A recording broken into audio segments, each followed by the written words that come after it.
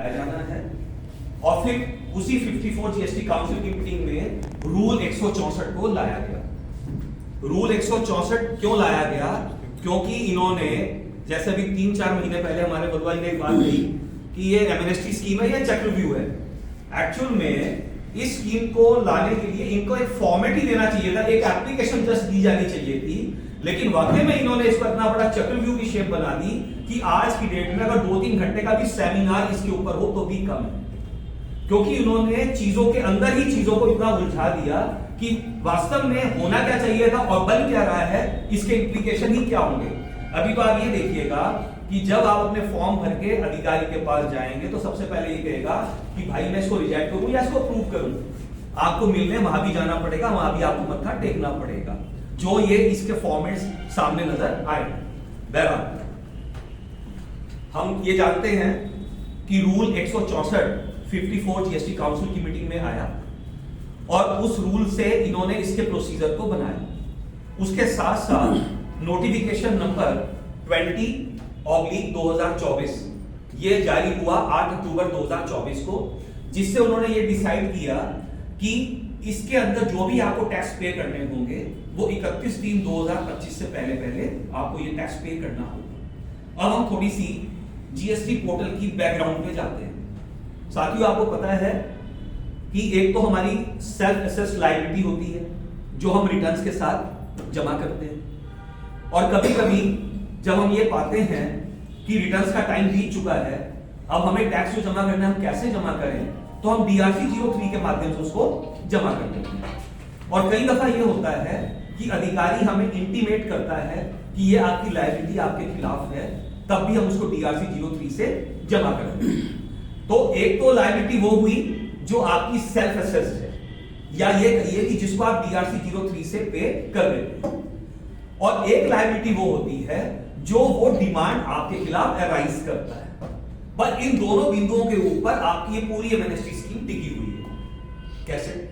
कि उन्होंने SPL 01 को कहा कि आपको नोटिस दे या स्टेटमेंट दे, उसमें आपको ये बता दे कि ये अमाउंट है और आप उसको पे कर देंगे DRC 03 के माध्यम से। अब वो क्यों पे करेंगे DRC 03 के माध्यम से? पेमेंट टुवर्ड्स डिमांड में हम क्यों नहीं जाएंगे? बताओ रेमान जी।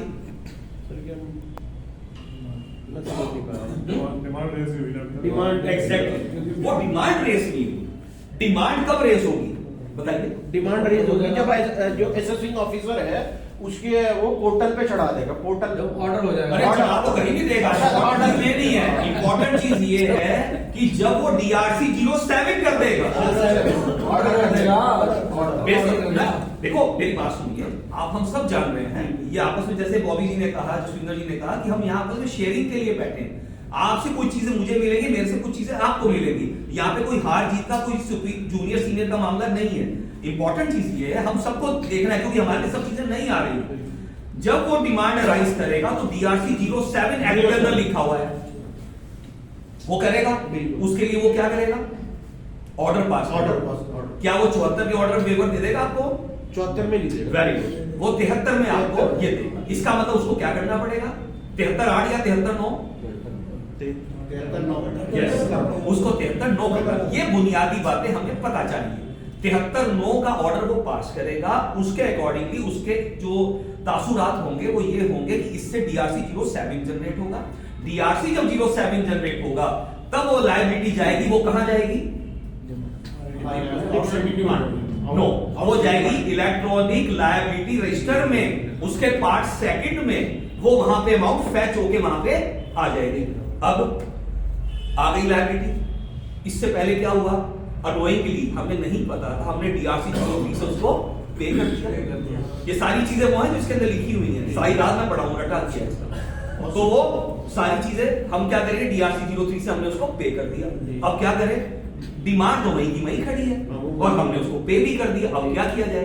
तो फिर सरकार को यह कहा गया 11 जुलाई 2024 को कि जनाब इसमें आपको एक फॉर्म और लाना पड़ेगा, that is called DRC 03A। फिर ए मतलब एडजस्टमेंट, ठीक है? तो उन्होंने ये कहा कि आप DRC 03A फॉर्म भरेंगे, DRC 03 का रेफरेंस नंबर डालेंगे, उससे लायबिलिटी से डिमांड हो जाएगी।